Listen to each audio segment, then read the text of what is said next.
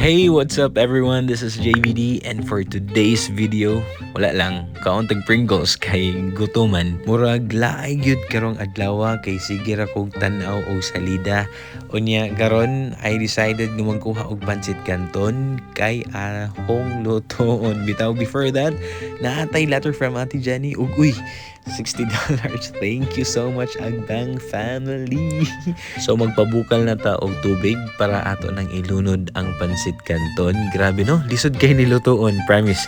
So thank you so much Pancit Canton sa sponsor. Maluto ba ka ni no? Sige tutukan. Anyways, 2 minutes rin ako siya pabukalan kay para dili lata kaayo. Kana bitawng naapay crunchiness. Oh, crunchiness bitaw. Ayoko sundugaw sa pagyabuha kay sayang ra inyong noodles oh. Di ta katigo. So atong ibalik kay wa pay 5 minutes ug way nakakita mo na importante nga nion ra pagyabo. So ato nang i-mix ang iyahang ingredients kay para gutom na bitaw gyud kayo guys. Mura mag di ra kaabot sa tilao kung usara pod ka pancit canton. Murag atong butangan og rice usa ka kaldero ug chicken joy pod kay para bida ang saya. Time check, 10:40 pero ang mga bata matapa, lupigan ang mga dagko. No? Pero alas 10 na gani, hayag pagyud kayo sa gawas. So, mo dito si Gabe o kini si 30. I used to play with them last 2018.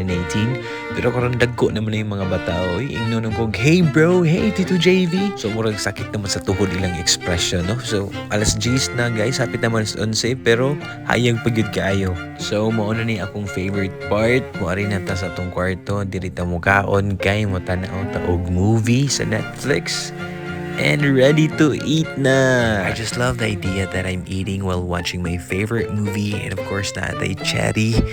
Lamisad kay ni siya and yeah, and guman ni mo kaon manghugas gyud ta. Mo na yung pinaka-importante guys, manghugas gyud. And of course, matulog after eating and thank you so much for watching guys. That's it for today. Bye-bye.